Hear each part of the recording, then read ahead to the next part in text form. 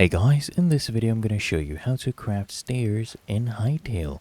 The first thing I want you to do is actually craft a workbench. To do that, press tab on your keyboard to open up the Rocket Crafting menu. From here, click on Workbench. You just need 4 pieces of any tree trunk, 3 pieces of any stone, and then you click here on Craft. Once you have it crafted, place it down. Go ahead and press F on your keyboard to open up the workbench, and then from here click on this icon to open up the crafting menu. From here click on a builder's workbench. Just need 6 pieces of any tree trunk, 3 pieces of any stone, and then I want you to craft this up.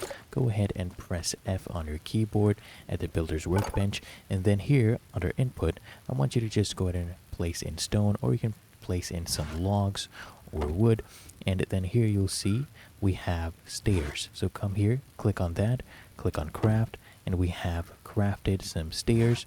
We'll come back here and I'll show you that it is fully functional, as you can see right here.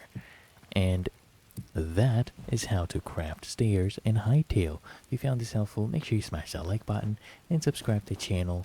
It really helps me out as well.